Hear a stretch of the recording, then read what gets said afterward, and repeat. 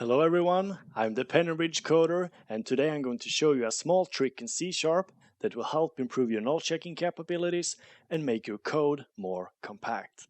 Okay, so in my example here, I have a variable called myVariable. I have two dummy variables. One of them is called primary value, which is set to null, and the other one is called fallback value, which is set to a new object. Okay.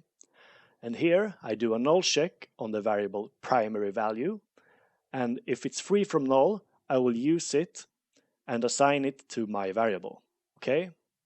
But if primary value is null, then I will use the fallback value. Okay?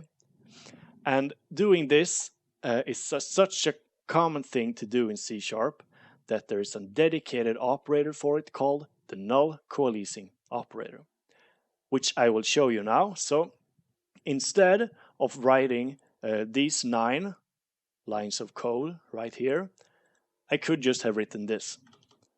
My variable equals primary value, question mark, fallback value. Okay, so this line here does exactly the same thing as these lines here.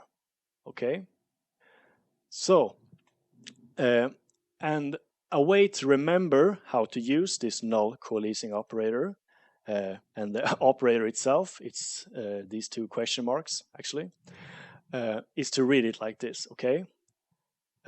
My variable is equal to primary value if it isn't null. But if it is null, then I will use the fallback value.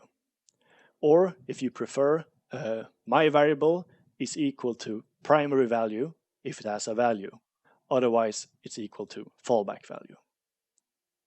So in this case now, I could just delete all of this since I have solved my problem with the null-coalescing operator.